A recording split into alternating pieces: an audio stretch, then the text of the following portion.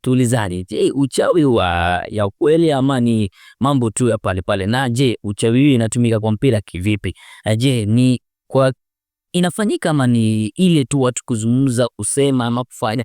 Because kitu kanichekesha ni kwamba katika nchi ile ya Mali inasemekana kwamba mchawi ambaye alipewa kazi na akapewa shilingi milioni 5 ya Kikenya, maana yake milioni 22 ya kwao kule currency yao.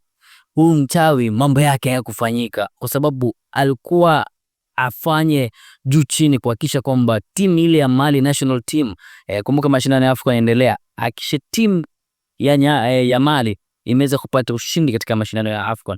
Lakini Senegal ni nani? Sijui ni uchawi wa Senegal ulikuwa juu ama uchawi wa Mali haukufanya kitu. Senegal ikapiga Mali goli 1-0 na kuwaondoa katika mashindano ile ya AFCON.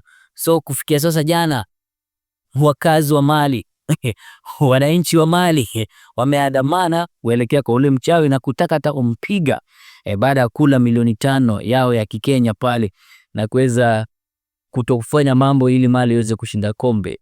Na sasa kufikia sasa ilimidi maafisa wa polisi waingilie ndani. Jamaa yuko baroni, jamaa amefungwa kwa sababu hawezi kuonyesha ama hajasaidia taifa kuweza kusonga mbele. So langu inakuwa uchawi inafanyika kwenye kandana ama ni mdomo? Nasikia ndugu zetu majirani inatumika sana, lakini je, ni ukweli uchawi kwa mpira unafanyika?